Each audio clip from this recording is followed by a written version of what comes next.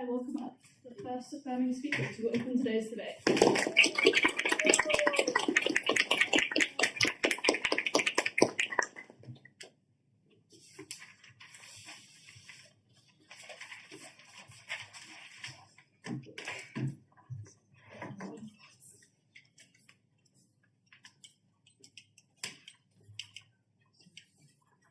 Oh no. Would you like some help? No, I got it. I thought I could like that, but I can't. Look, I think the issue with these age verification protocols is the fact that they literally do not achieve the one and only thing that they set out to do. A few things for you in my speech today. Firstly, some setup, then on why age checks just aren't effective, then onto what our counter is, and then onto the invasion of privacy and how people to respond to these things. Izzy will be discussing on how this impacts educational safe use on the internet. Okay, the setup here is, though this is not an active debate, I think we should be focusing on a few key actors here. First of all, governments. I think obviously the key incentive here is to serve people the best. Serve people and their best interests. Second of all, we hear about parents and households. We need to understand here that they just do generally have limited control over media consumption of their youth. And then in terms of social media corporations, we need to understand here that they are hugely profit incentivized and they gain profits through the levels of engagement that they see with their apps.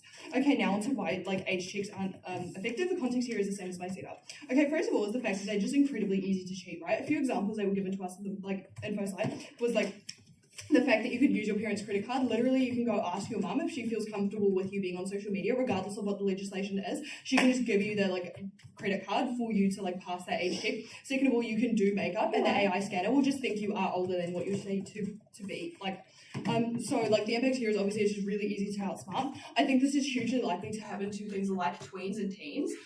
Because they do just care a lot about being on social media, right? They see a lot of pressure and all of these things to get onto it. So I think it's really easy and likely for them to want to try and pass these barriers. The second mechanism here is the fact that they can still access really harmful material that you could find on social media through a few ways, right? First of all, you could just find it through someone else's phone who is over the age of 16 or who is over the age required to be on social media. This is quite an easy thing to do and very likely to happen because once again, if you're with someone who just doesn't feel like it's necessary for you to not be on social media, it's quite easy for you to consume.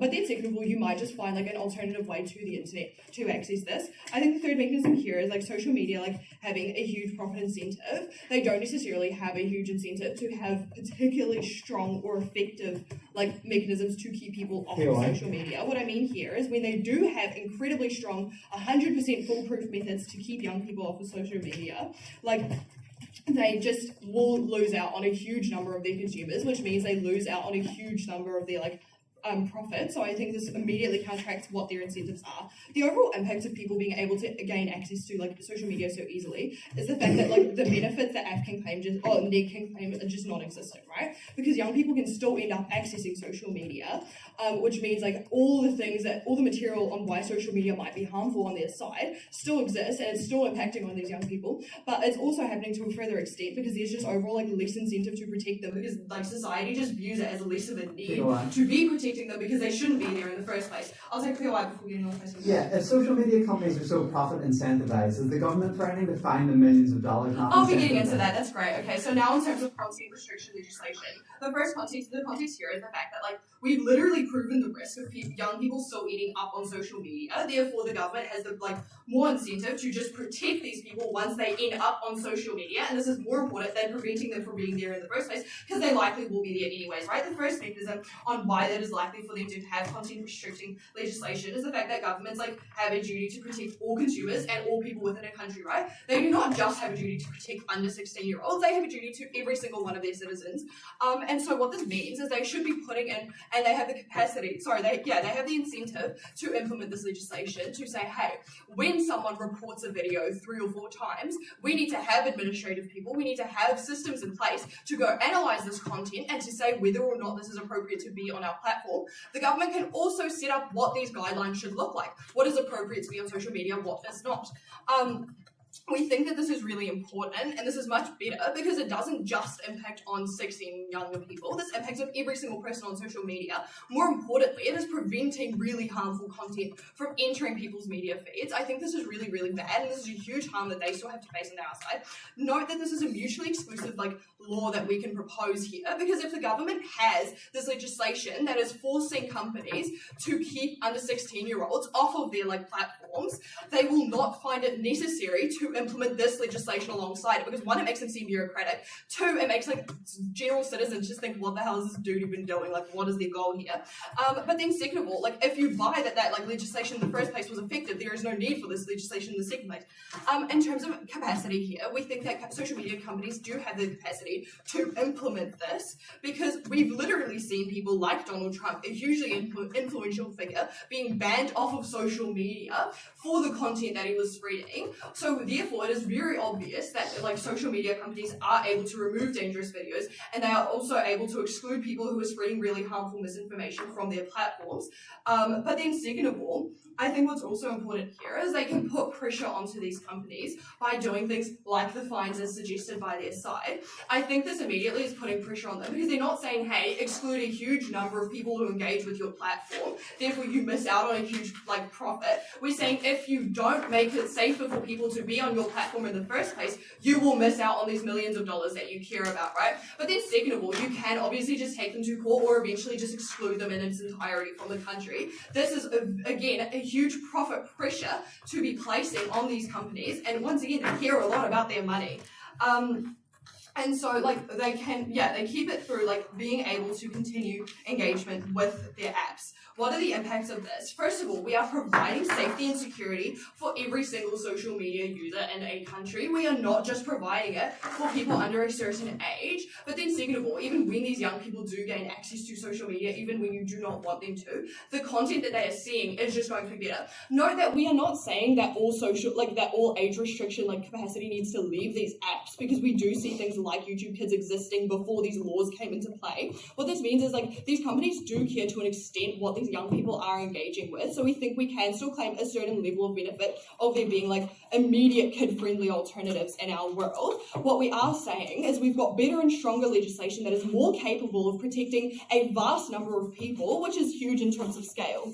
Okay, now in terms of privacy and how these age restriction laws will impact on people's engagement with social media, I think firstly people just feel the context here is the fact that people are just naturally kind of skeptical of both governments and social media agencies. But now that on top of that, they're also asking for legal documents. That's kind of wild.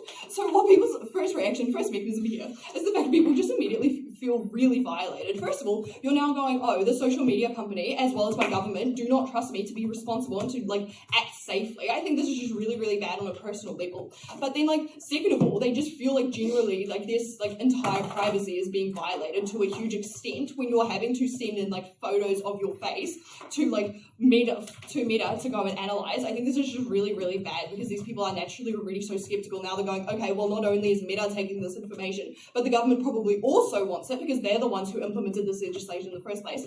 I think a natural reaction here is people just going, well, I can't actually be stuffed. I don't want to engage with social media anymore. This is really, really bad, because when people just don't feel like they want to engage anymore, they immediately restrict the amount of social connection that they can see, and a lot of the benefits that you gain from social media just aren't claimed by these individuals. This is really, really harmful, because you're now just not able to communicate with a huge number of people. I think second of all, even if people decide to not turn away from social media when these laws are in play, I think it desensitizes people to passing on very sensitive personal information. This is really, really high risk, because now your grandmother is sharing her social security with any app that asks, because she just thinks this is necessary. This is a huge harm to a very vulnerable actor. That is why we're so proud to affirm.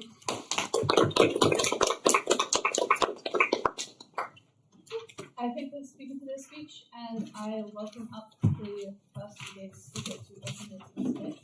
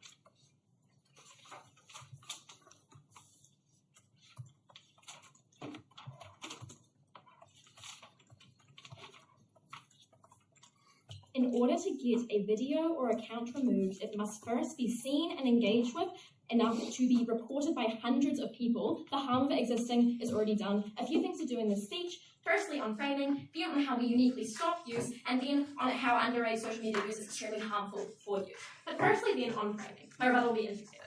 Okay. The first thing to note here is on regulation. Note they directly tell us these exact same mechanisms, right? These sites are uniquely terrible at self-regulation. Why? Because they profit off engagement, two, they're legally not liable for the content on them, that responsibility falls upon the uploader, and three, there are billions of users, there's a large inability to monitor every single one of them closely. What this means for the debate is that if the government doesn't regulate these sites, no one has the capacity to actually do it. Therefore, all of these harms still stand on their side. This immediately deals with what they tell us about social media companies. Secondly, then, on privacy. I think this responds to the major push and sort of cuts it out. I think being on the internet inherently looks like signing away your privacy. This looks like Face ID, like how every website asks for 200 free cookies to put your credit card into AliExpress, for your phone constantly tracking your IP address, for you to be recorded speaking and recommending you ads on Facebook, right? People are aware of this. The harm is not mutually exclusive. This means the barrier for AF to prove a unique harm to breach of privacy is extremely high.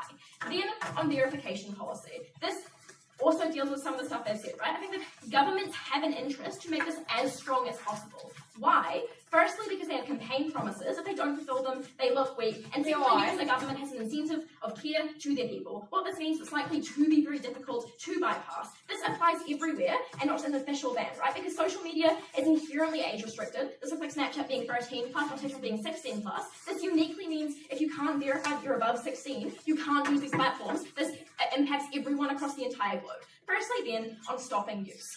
Look. POI? Yeah, I'll take it. Okay, so you're saying that these are really hard to pass. We literally gave you all responses to a lot of the examples given in this info slide as to how people can easily pass it. So, what is your proposal? I don't understand what you're getting at. I just tell you, quite literally, that the government is the one putting these things in place, not the social media companies. That social media companies are never above the law. They still have to do these things. These things still stand. Okay. So a couple mechanisms on how we stop use. Firstly, the creation of accounts is uniquely difficult when you're underage. In the status quo, you sign up for Instagram. Are you above 16? Yes, I check the box, right? I think now, comparatively, you have to go through third-party checks. You have to talk to your parents. You have 10-step authentication. That's so admin. I don't want to do that, right? This incentivizes you. This is something you do at night to relax. You just can't be bothered to do it. A lot of people just buy out of this stage with tons of effort. I will take no further POIs. I think, but then also, I think this is twofold, right? Because firstly, other parties have a lot of control over you. The way this affects you is twofold. Firstly, if you show your parents, they say no. Why do they say no? Because it's the law, and they don't have anything to break the law. Parents are already very adverse to the concept of social media. I don't think they like it very much. You probably listen to them, but even if you don't, secondly, you just try to trick the app. The good technology tells you no, because it's quite difficult to trick facial recognition with makeup. Even if you do, you instantly get banned and fined $500. I never think that's a risk you're going to stand by. The counterfactual here is you just get in 30 seconds with an email address. Firstly, then, on the networking effect, right? Social media giants are appealing because a lot of people use them. Why do kids want to be on social media? Because their friends are on there. It's where modern social life takes place often. App tells us this themselves. What this means is on their side, there is a strong desire to join, even if you know the harms, because it still hurts to not be in the references, to not be able to talk to your friends, not be in group chats, not be in a common avenue of life. The counterfactual here is less people just can be on social media. This incentive is less, so less people care to be on social media. There's no incentive to sneak around these boundaries in the first place. This is cyclical over time. People just buy out of trying to sneak around onto it altogether. We cut that out of the debate. At the end of this, the guidelines AF argues for already exist. TikTok is already 16 plus. If a kid gets banned on there, they just make a new account. It is impossible to keep up with this before harm is done. This looks like, an extremist video like Charlie Kirk getting shot, being seen, and then removed after a whole bunch of people have a terrible reaction to seeing it, right? That being there too young people to see in the first place is the harm. Doesn't matter if you get it removed afterwards, the harm is already done. The outcomes of this is numerically, we have significantly less people who are underage on social media. This is thousands to millions of young people who don't grow up with an iPad in their face, accessing things they shouldn't do. They can't spend 10 hours a day on their phone like me, rotting, wasting away, watching the hours tick by as you don't do your assignment and your life just gets lost, right? I think the average person spends 27 days a year on their phone, right? I think that there's the infinite scroll. You're locked in this forever. Your dopamine receptors just get messed with. Your reward system is altered to physiologically be happy. I think even if you only buy like 3 out of 4 people do just not get onto social media, that's still like hundreds of thousands of people who these harms don't occur to. That leads me on to my second point on why underrated social media use is incredibly harmful for youth. The first mechanism here is on the algorithmic capacity of social media, right? Social media is intentionally malicious and extreme. Why is this true? Firstly, because provoking extreme emotion is how you get intense engagement. And secondly, they're designed to keep you engaged and scrolling. There are monitors that time what you watch, how you engage, and assess and recommend you similar content. What this means is it is uniquely easy to fall down pipelines or paths you didn't intend to take. This looks like red pill. This looks like the alt-right. This looks like diet culture, right? Let's put this on the ground, right? Maybe you're a teenage girl scrolling on Instagram Reels. You are very commonly recommended popular videos like recipes. Engagement in this signals an interest in food. You get more food videos. It's very easy to see healthy dinner ideas. This is easily warped into diet ideas. You engage until your entire page is accidentally diet culture, calorie counting, until you are in the depths of ED TikTok with girls posting their emaciated bodies. Note the impressionability we tell you specifically about young people at this age. This actually tangibly looks like things like eating disorders for thousands of young girls. I think it's an irreparable harm they can't stand by. Secondly, on desensitizing and unrealistic stuff. There is so much terrible stuff on the internet. We tell you about gore, about things that have to be up very long to be seen. We tell you about predators, right? I think this is uniquely bad for youth specifically. Adults know to scroll away. Youth are uniquely curious, especially clickbaitable, and don't understand the world yet. This looks like young children accidentally coming across pornography or violence or just scary videos like a horror movie trailer in general. I think that is a harm. And thirdly then, even the positive things are bad for impressionable young viewers. Influencers, celebrities, models are all allowed, but are actively trying to sell kids things they don't need, are actively perpetuating negative body image standards. While this isn't entirely exclusive, it is exclusive to be able to immerse yourself in these things from a very young, formative age. At the end of this, they stand for things like alt-right pipelines, like eating disorders, like having a unique space with messaging platforms that allows like under 13-year-olds to interact with 49-year-olds in a anonymous messaging platform. Your image of reality is distorted. You can do all these terrible things. I am proud to say.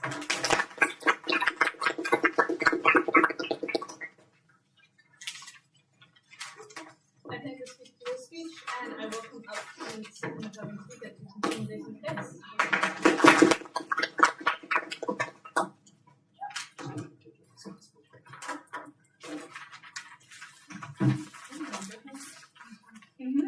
Yeah. This is. Have you got that bit? You got that bit? Yeah. So we still have it. Yeah. All right. I think it's really good.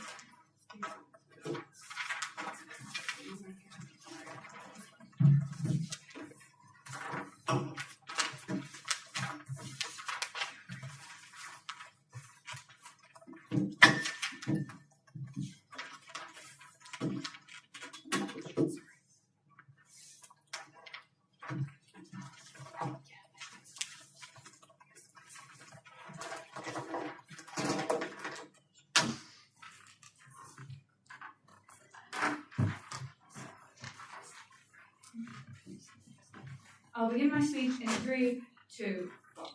Years of exploitation of minors between the ages of as young as 4 to 17 years old, as well as the vile exploitations of those who are less media literate and therefore capable, with absolutely no resolution at NEG's side. These are the unavoidable harms of the NEG propagation.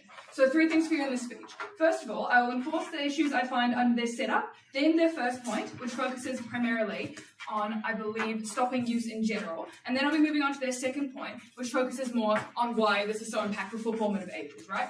Then I will reinforce our substantive under my main split point, which focuses primarily on the education and safe use of social media and how this is intrinsically lost on their side. So what do we hear first at their setup that I find problems with? Firstly, we're told that to get accounts and videos removed, there needs to be a whole lot of engagement on these things. I think this is definitely true under the status quo, but I think it's also intrinsically true under their system, right? I still think that you would therefore still have to see these issues being constantly brought up, whereas on our side, when we give you the counter model, that this is going to be intrinsically changed within a system, rather than being relied upon just these kids simply not being engaged, which they think is going to be such a big thing, but I don't think it is, and I'll move on to later rebuttal. I think we actually get a better result on our side by changing the system through legal means, right? Next on their setup, we're told that the government isn't regulatory for these sites, so we need to have change. I think this is very true, but I have 2 main things here. Firstly, this is why we propose it on our side. As I've already enforced, we create more of a distance and we create more incentive through legal battles, which are obviously going to upset a government more and upset a system more. Secondly, this isn't fixed as much on your side, as I've already reinstated. Now, something that I found already in their setup that I think relates to a point of clash is harms of privacy, right? I don't think we hear a whole lot of responses brought up, but I think it is definitely true that this is a tipping point and your edge doesn't prioritize that and ignores these obscene harms, right? And this will be further explained in my split, but I think I can already reinforce Yane's content on the fact that you have to consider that people being desensitized to these things is intrinsically going to make them more likely to be upset, more likely to be scammed, and even if they aren't under this group of people, which you have to fall under between that or this other option that I'm giving you, and that is that you simply either do not engage or you're at least very much de-incentivized to get involved with social media, which tanks their profits, meaning that they won't even want to be a part of this. So now moving on to their first point, which focuses on stopping use of social media. Firstly, we're told that it's uniquely hard to get online and that these children are de-incentivized under their side of the house. I think this is just intrinsically not true, and I have 2 main reasons for this. Firstly, because I think kids intrinsically care a lot about being online. And I say this primarily because children have been brought up in this age and era of media where they have to seem as though they are a part of the current system, right? I think as young people, we can relate to the fact that you do feel very pulled towards social media. You feel like you're not keeping up with your friends if you're not on social media. Or even if this was to be implemented now and affect the current children, they're either going to be stripped from social media and feel disengaged from their peers, or they're going to feel disengaged from their family, the people who have passed on before them. If you're about 15, you'll feel disengaged from the 17-year-olds or people who've gone to uni. You're creating this disengagement, and they either are going to sit with that, which I think is extremely unrealistic on your side, or they're going to find ways to skirt the system, which I've already explained at Yane. So now I'll be moving on to the second push here, which is how easy is it to actually be blocked? They're told that it's actually quite easy, but I think this isn't true. I think it's very difficult because kids are highly incentivized, as I've already explained, and will therefore lie under the reasons given to Yane. But secondly, as an extension on this, I think kids won't get harmed if they simply I think children will not get pointed out as being minors, right? They said that these children will get online, and if they can, then they're going to be pointed out, they're oh, you're a minor, you're not supposed to be on there, and they go, but I think this is extremely unlikely because I don't think a lot of minors actually post online, right? And I think in order for you to be identified as someone who is online and a minor, you have to post something that proves that you're a minor. If you just engage with other content, you're not going to get that same thing, and I think it's quite hard to be found out. I take a point before I move on to your second point. Yeah, so if you don't post online and therefore can never be flagged for being a minor, what is stopping you from continually messaging a 49-year-old as a 13-year-old girl for as long as you so please? I think this is why we bring you our alternative model, right? I think this is why we tell you that we want to instead incentivize these things not to be as engaged with at a government and a law level. Yame already explained to you the fact that we hope to incentivize governments to push and ban and monetarily de-incentivize governments from having these people who are obviously predatory. I think to some extent these companies do want to not have people who are predatory because it tanks engagement, right? It tanks involvement, meaning they have a monetary incentive to not have these things happen. So now I have a couple more things in your first one, which I just said. So we're told that kids will stop caring about being online. I think this is intrinsically not true, as I've said, and then this feeds onto your other push around how there are therefore less children online. On our side, we don't care about how many children are online or not, right? And I think this is really, really important to consider because you cannot prove that there will be less children online per my rebuttal, but even if you can, on our side, we have a greater impact because we don't care. The children are just going to be safer, whether they're online or not, and we also create a much larger impact impact of scale when we relate back to other vulnerable actors. Now, quickly on the second point, which focuses on like underage in specifics being harmful. Firstly, we're told that engagement is formed by emotion, right? So like kids are vulnerable, these children are exclusively going to be very, very harmed, and they are obviously vulnerable actors. I definitely could like completely agree with the fact that children are definitely vulnerable actors, but on your side, you superficially bar their engagement rather than taking on these actual like issues. On our side, we have mutually exclusive development at the media level. And I think this should be very, very highly weighed, as I've already given you quite a few reasons why this is super impactful. Lastly, on their content, we hear that formative ages are very like valuable and that these things are super, super important just as like a contingent moral point. Yes, but once again, we protect it more. And I think we don't need to consider these children, especially when they get towards the ages of like 13, 14, 15, to be malleable idiots, right? I think we should instead consider them part of an age and generation where they need to be media literate in order to get into university and do well, but they need to be media literate in order to push out people who are now completely undermining them in the workspace, and their only true value in what they see is, if we're like an older person trying to hire a Gen Z person, is that they are media literate. If you take this away from them, this is completely undermining them, and that leads me into my main split point, which focuses on the education on safe social media use.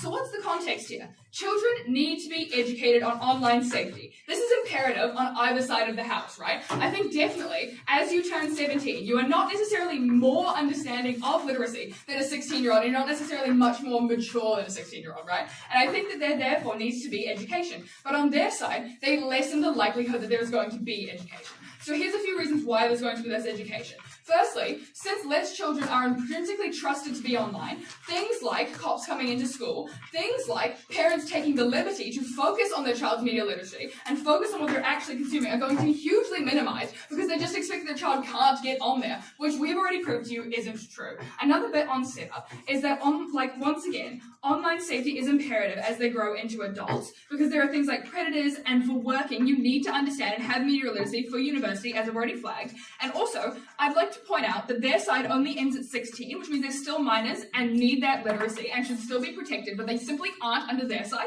and they are under ours. So quickly on our mechanisms. Firstly, we promote young media literacy and safety understanding. This looks like cops coming into schools, parental involvement, as I've already flagged. Secondly, we prioritize understanding of media and necessary literacy, which sets up you for university, it sets up you for a job, and is essential for young people, especially in our current climate. And lastly, we recognize and prioritize safety of all minors and vulnerable adults online through institutionalized changes per media, which protects minors who are up to the age of 16 and people who still need extra development, like older people.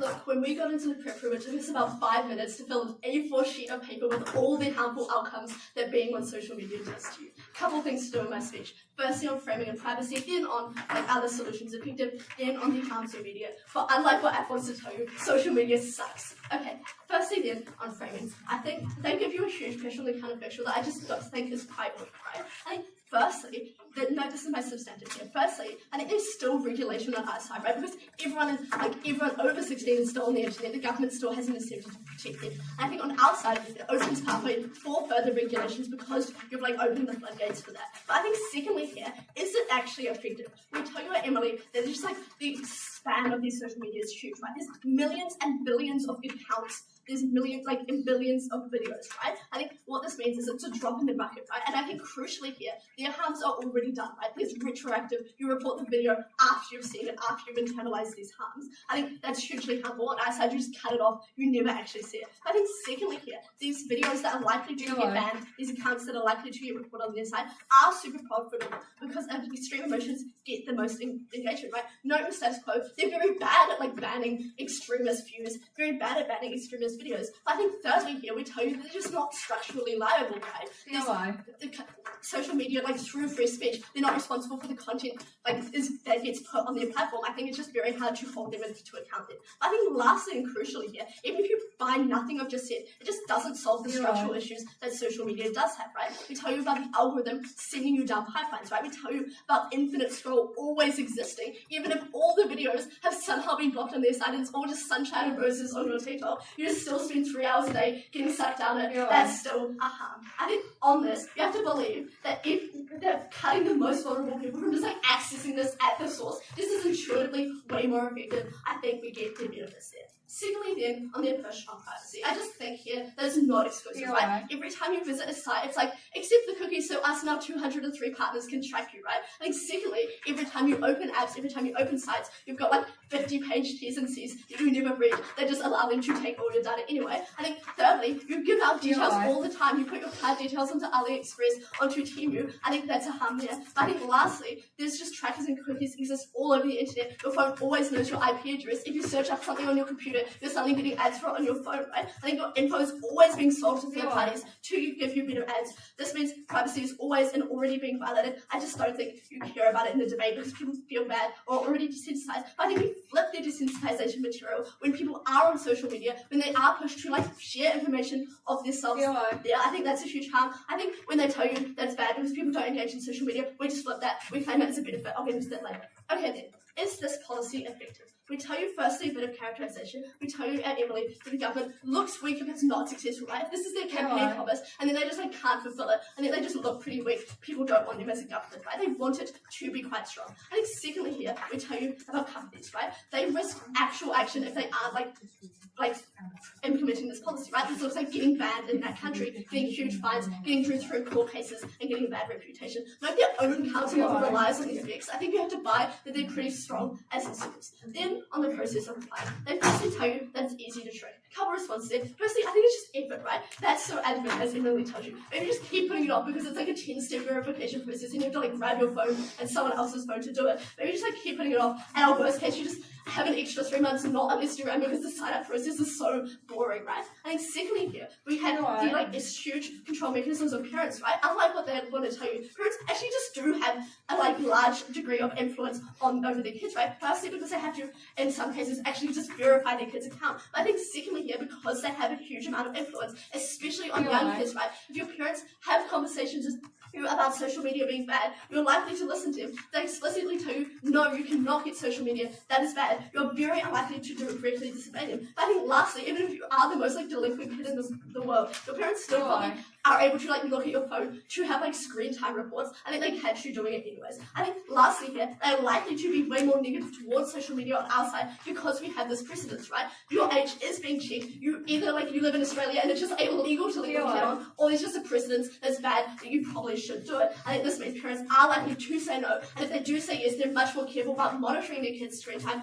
about not letting them do that. Secondly then, we tell you on the network effect, no, this engages with your disengagement point. Firstly, on disengagement, I think there are just other ways, right? You iMessage your older friend, you go into a chat, maybe just write them an email, right? I don't think that harm is so big and so sensitive that you should put any weight on that. But I think secondly, when your friends just aren't on the internet, right? You just face ways to engage, right? The incentive to get on Instagram so you can talk to your friends just disappears. There's a cyclical effect here. Less and less people are on it. You find less and less pressure. Lastly, on the steal someone else's phone thing, I think firstly you just have less time on someone else's phone. Secondly, it's hard to find someone that's letting you borrow their phone. And lastly, I think your peers of a similar age don't have the Instagram either. I think lastly, if you're on predators, I think firstly it's harder to identify a predator. I think secondly it's always illegal and they always get banned on either side of the house. But lastly, if you just remove the kids, then no grooming can take place. I think we just have 100% no grooming on our like side of the house. I think that's incredible. The outcomes of this, I think you just have more effort. It's way harder to get on social media.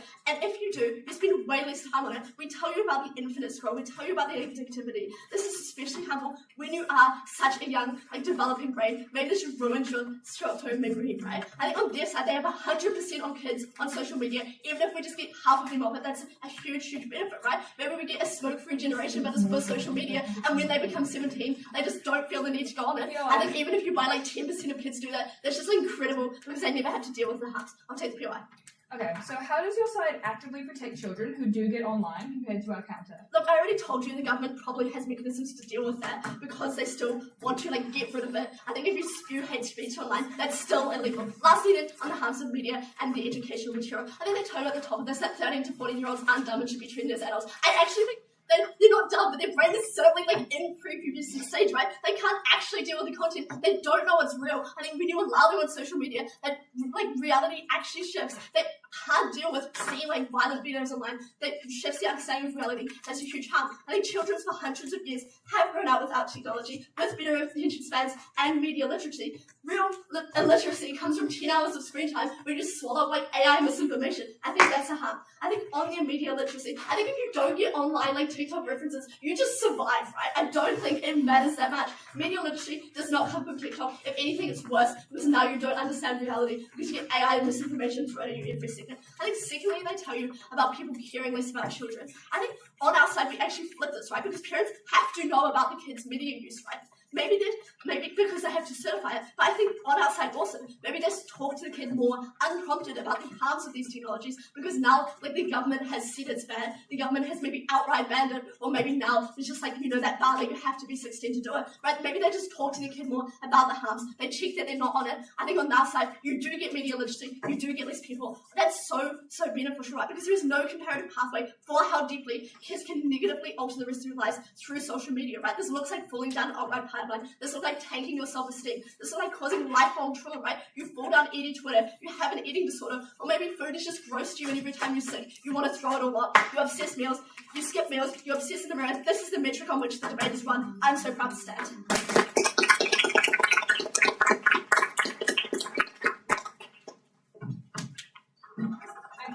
This is Angel, and I welcome up the thousands to get to speaking with you guys.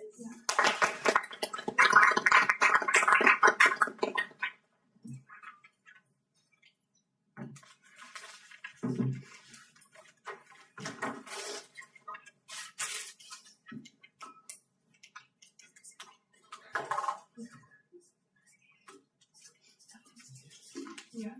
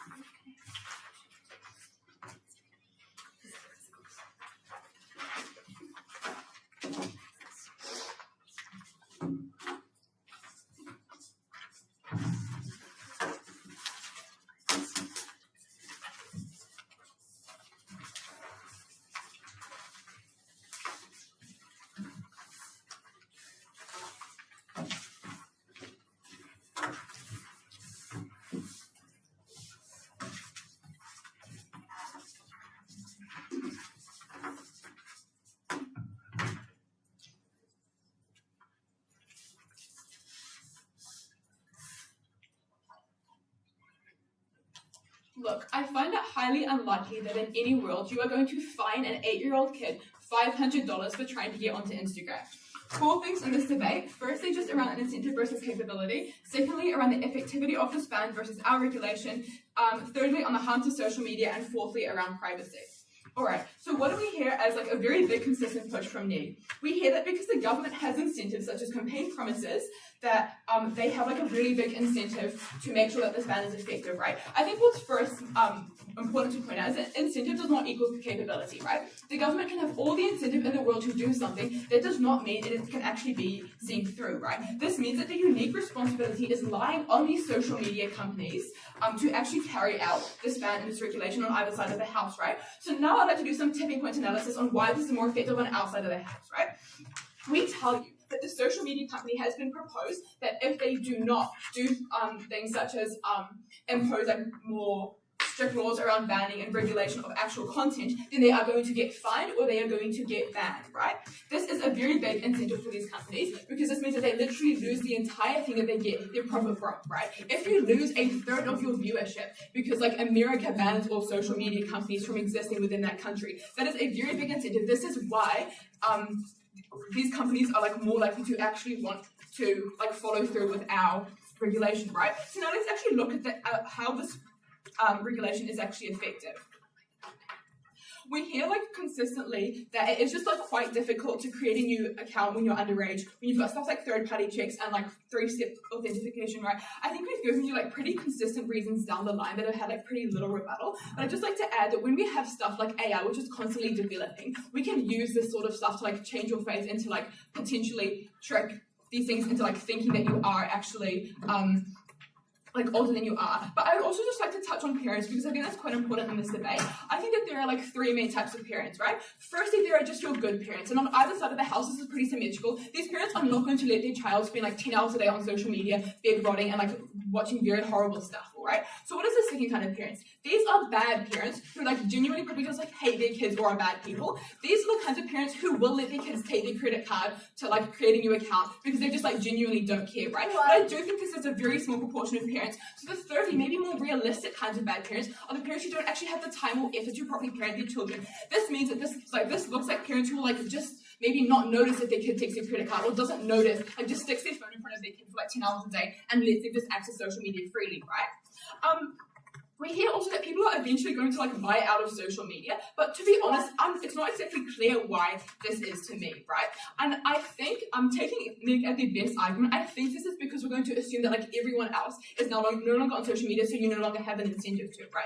I think 2 things in response to this. Firstly, it's pretty much an aura game if you're like the only person in your year who has social media, right? Like everyone's gonna be hitting you up being like, yo, bro, can I like scroll reels on your phone for like a few minutes, right? Like I think that's pretty cool. I think it's a big incentive for kids who just want to have social media. I think secondly, other incentives such as like celebrities and entertainment do still exist, right? I think this means that ultimately kids just don't buy out of using social media and they just like continue to want to use it, right? So I think at the end of this point, if we prove that it's not effective, firstly in the implementation of this law, because kids can just like skirt the regulation and find ways to like trick these like 3-step authentication like with or without their parents' consent, then I think that every neg benefit is just largely symmetrical to both sides, right? Or they just can't prove their benefit. So what do like we uniquely prove, right? What we tell you is that we get protection from everybody because these companies now like have an actual incentive, you know, rather than losing all of their viewership or getting fined so much of this money, they will like just start to streamline the amount of content or the types of content that gets pushed onto people, which means that we just get like a wider scale of impact, right? We are helping not just like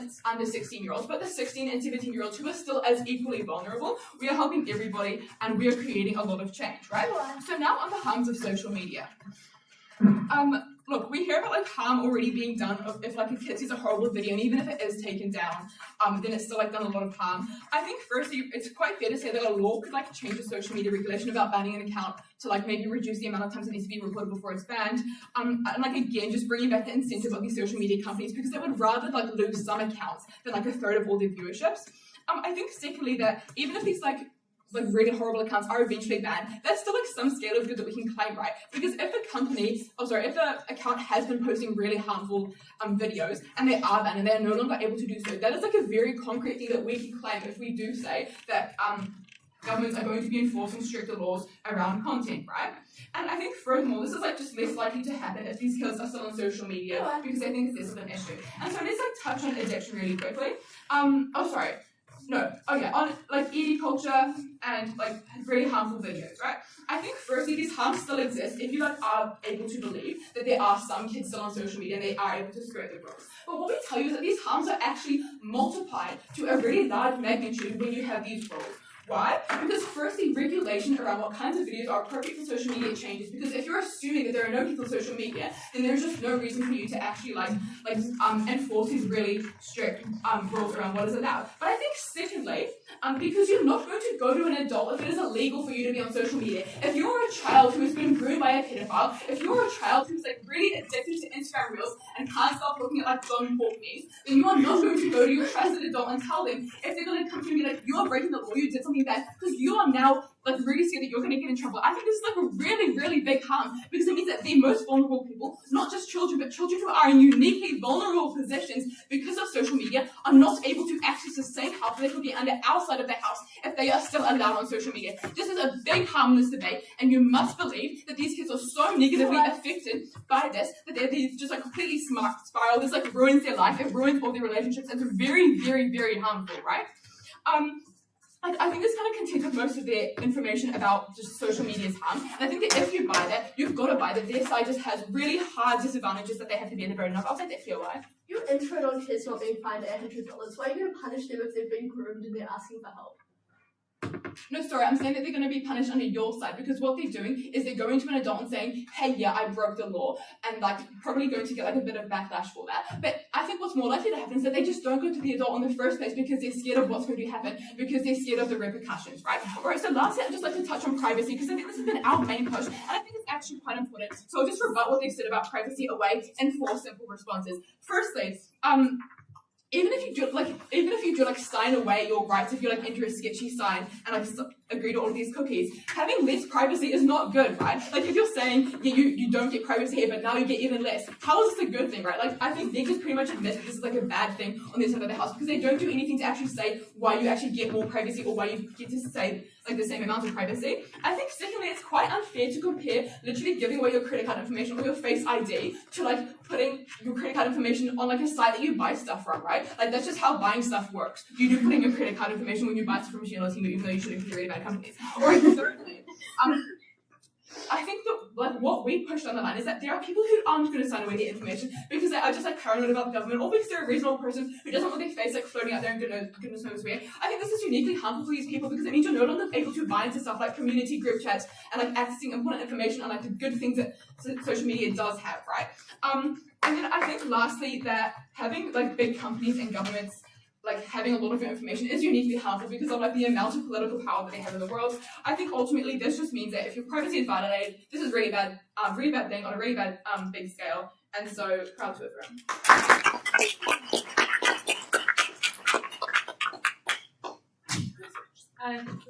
The speech, and I will come up with the engaged speakers because that was substantial portion of today's debate.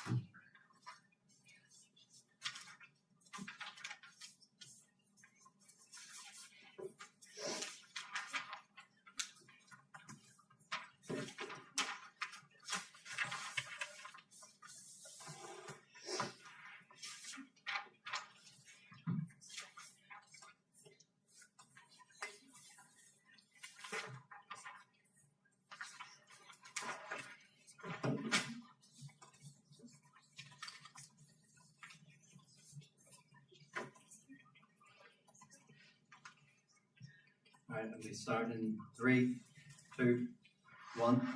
Look, I think even if you buy that somehow AF is able to scrub every single piece of, quote, like harmful content off of the internet, if kids are on there, I think we proved to you that they still get harmed. There are harms that are exclusive of that. Even in AF's best case, they still cannot win this debate, and that's why I'm very proud to negate here. Okay, so a couple of things to do in this speech, right? Firstly, some notes on framing, then on the social media harms, and particularly why they're so relevant to young people specifically, and then lastly on the effectiveness of the two different enforcement mechanisms, right? So here on framing, right? I think what I want to clear up is, firstly, what does the process of harmful content removal actually look like, right? Note we tell you to some degree this happens in the status quo, in the case that, like, you know, these social media companies do not want people just, like, overtly damaging their reputation, right? I think what we tell you is it's largely capped by capacity and not incentive, right? The reason why harmful content is still able to exist on these sites that violates their terms of service is because there's just so much of it that no matter how much the government wags their fingers at you and tells you need to do better, you simply just cannot pay enough moderators to get rid of all of this stuff, right? Comparatively, there's a lot more metrically of this than there would be kids trying to overtly break the law. Right? And then, secondly, right, I think we hear this sort of characterization from AF that kids are like a huge portion of the people who are on social media, and social media companies won't want to get rid of them because they're like a third of their base, right? No, we tell you from the start, these sites are already age restricted, right? Internally, these companies are making like budgets and plans based on the idea that nobody under the like required age in the terms and conditions is using them, right? The issue that they have is that there is no enforcement because it's not a prioritization, right? They don't care enough. That's why we need the government to get them in and sort them out, right? So then on social media's harms and how it affects different ages, right? I think what we need to prove to you here is that kids just shouldn't be online, right? Or at the very least, that there are more cons to kids being on the internet than there are pros, right? I think that they matter the most in this debate, right? So firstly, then here on why youth matter so much, right? We tell you that there is just like a ridiculous, like a comically bad sounding list of things that can happen to kids when they're on the internet, right? Like they can get groomed, they get addicted to the algorithms and the social media itself, they fall victim to eating disorders like anorexia, they see gore, they get traumatized. This is really bad, right? I think the main pushes that we hear is this idea that like you need to be on social media to learn how to use it to get media literacy, right? We hear this push way down the line that like you don't get any help with if this stuff is illegal, and then just like the idea that these kids are like not malleable somehow, which I think we debate. No, not yet, right? Okay, so a couple of things here, right? Firstly, I just don't think a 15-year-old is likely to listen and gaff about your safety instructions in a school environment if a cop is like talking to them about this, and they're probably just like asleep in the back of the class, right? They don't really think it's real. Right. They got the day off school, that's grand, right? Secondly, on this idea that these kids don't get help if these things are illegal, I think just the fact that rehab for like drugs exists necessarily means that this debate doesn't make any sense.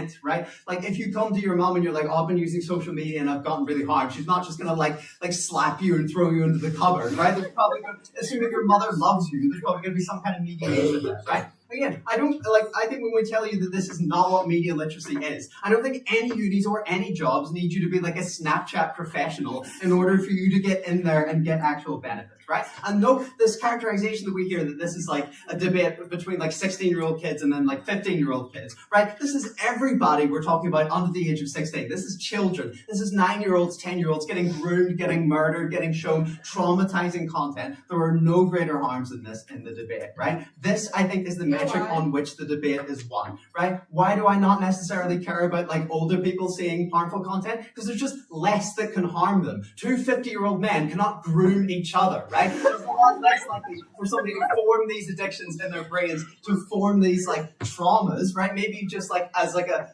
60-year-old guy like see somebody getting beheaded and it's like not very pleasant. I don't think it ruins your cognitive development for the entirety of your life. That's the case where we win this debate here. I'll take a POI before I continue on. Right, so if you're a child who's been groomed by a pedophile and this ban comes into play, why wouldn't the pedophile just like find some way to keep on talking to you and keep on grooming you?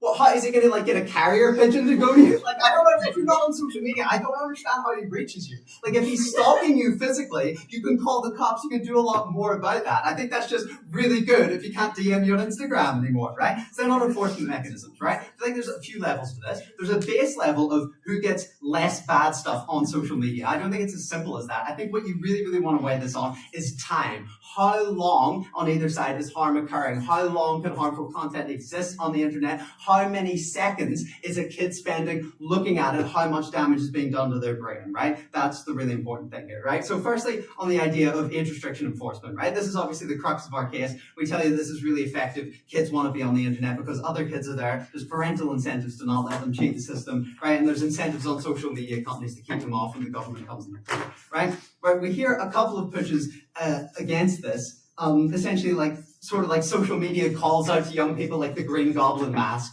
and that they'll want to be like the only person in their year who uses it because that's tough. And also this idea that your parents are largely lenient, just let you run it anyway, right? So firstly, I don't buy that your parents are that willing to just become criminals on a dime because their son wants to use Snapchat and text some girls in his class, right? I don't think so. I think your parents don't let you circumvent these particular systems, right? Because the law influences ethics, right? This thing is illegal. Everybody in their work life is telling them it's really, really bad, right? I feel like your parents also are going to be the ones getting the government fine, not your 8-year-old boy, right? So they don't want to lose all their money, right?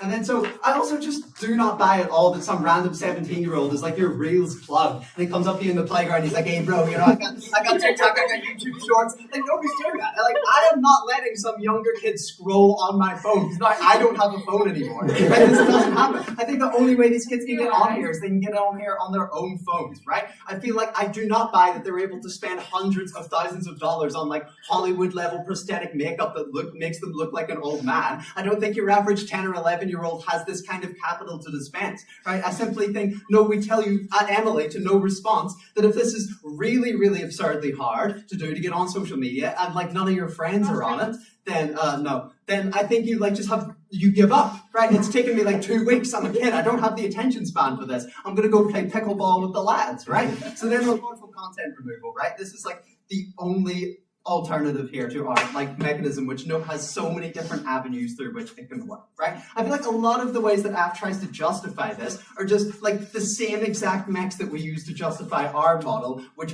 they then call things that don't work. So it's quite a messy thing to navigate, right? But I think what you really need to buy here, right, is note all the stuff Beth tells you on how much harmful content is still allowed to exist. I'm going to now weigh you that I think even if this content exists for a day or two on an internet that under their world is now filled with children of all ages, not just 15-year-olds, 10-year-olds, 9-year-olds, 7-year-olds, even if it's only 1 or 2 days before the government enforced cleansing comes and takes it off the internet.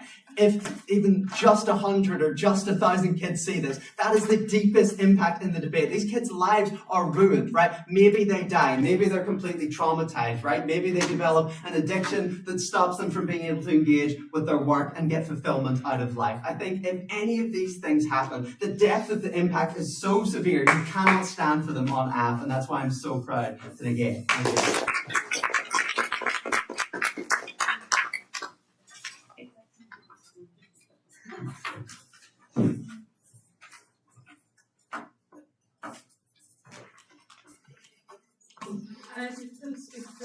As a restriction, he reversed the speaking orders, and I will not take reply to close out the 15 minutes.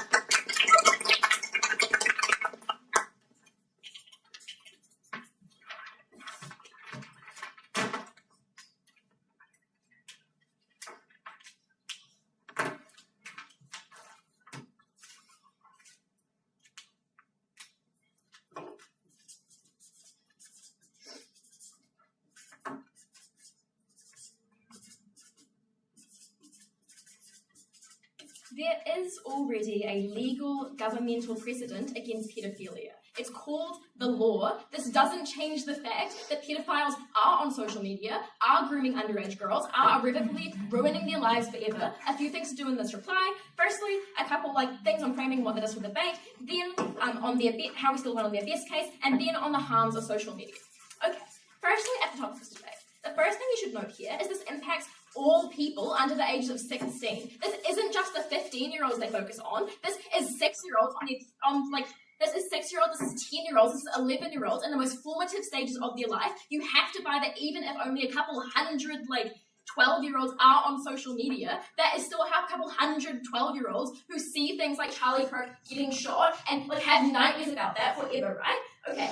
Next then, underage social media use is 1, already banned in countries like Australia. The harms and warnings about never happened here. And 2, these apps already actively prohibit under 16 people from using it. They just do it slow and inefficiently. What this means is it is difficult to bypass this technology. We do what the government is already putting in place, but we legalize it, we put it in practice. The companies aren't going to come for us for this. I think next then, we tell you that social media is explicitly designed to be malicious. This mechanism never gets a response. I'm going to tell you why it's so important. Because things like Snapchat are designed to send untraceable images that are deleted instantly.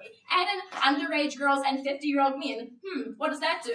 I think we eliminate this harm, right? I think next then we tell you that it's so easy for content to be warped. I tell you about how recipe videos can turn into eating disorders. I tell you that you only have to see an underlying video that hasn't been removed quite yet for the gore to still be horrifying for a 12-year-old, for these people still to get these ideas in their mind. Next thing on their best case, it's even if you believe that it is a lot worse on their side for people who are victims who have snuck into the system, why do we still win?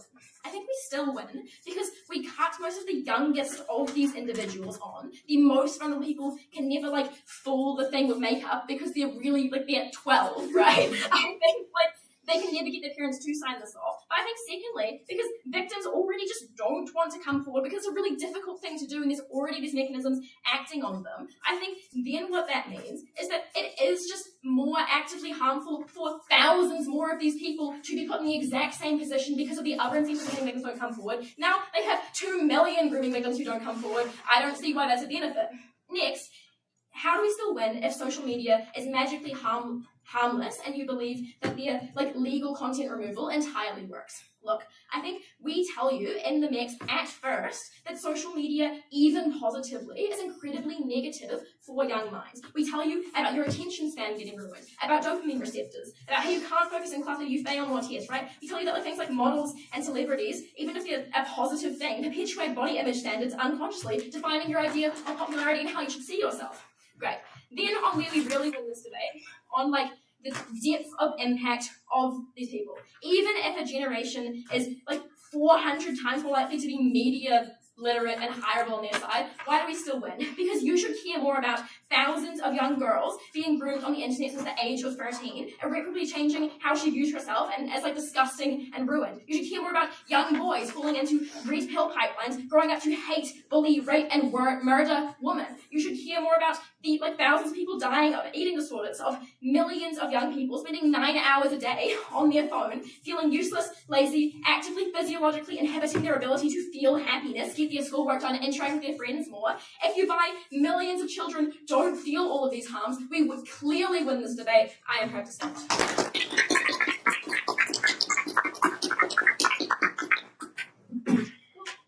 I think this is a good speech, and I welcome up the applicant to close up today's debate.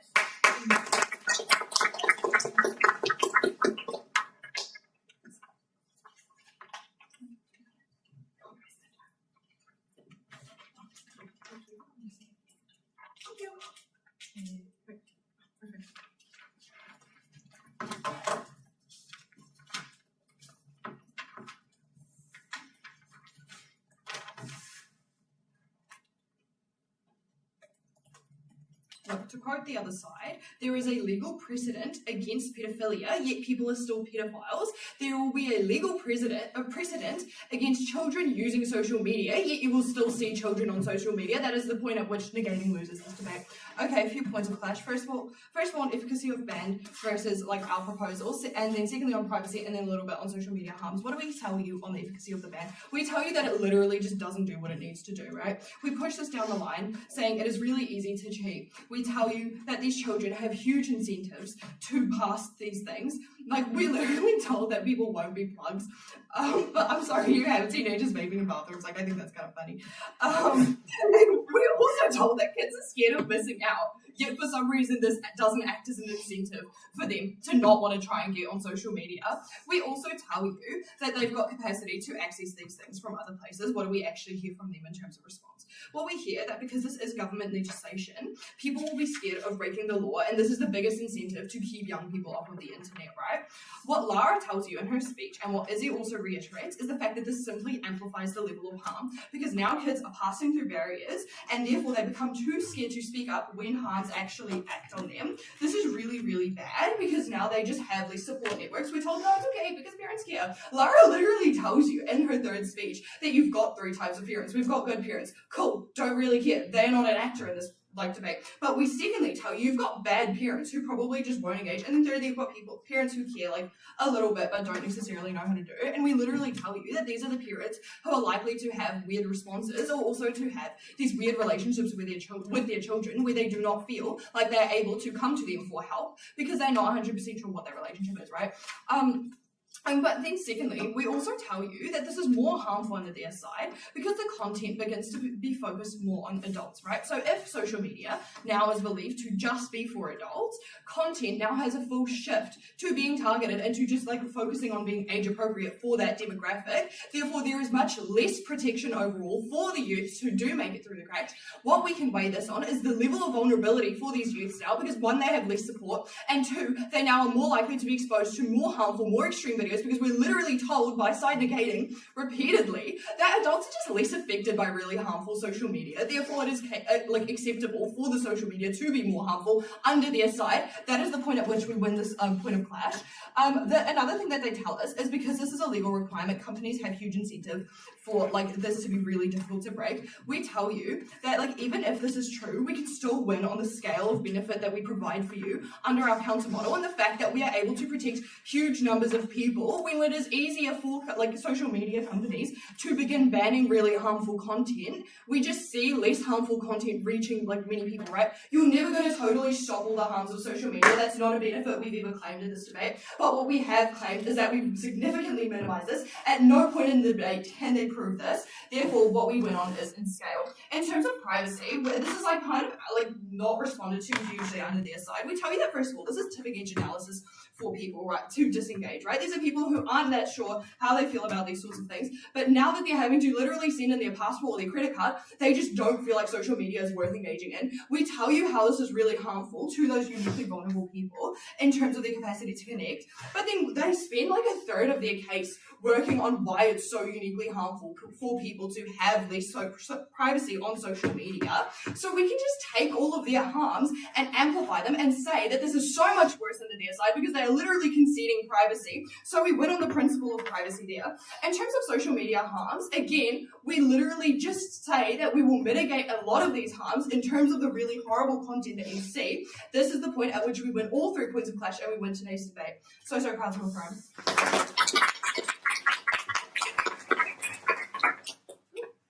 Thanks for the speech. I thank both teams for a lovely debate, and I invite you guys to cross the floor and shake hands. That was so funny. Thank you so much. By the way. Yeah. I need water. Yeah, when you grab one. You might want to get one of these. Yeah, we will. I stole them from my mom. What stole? Politely ask. But it's really large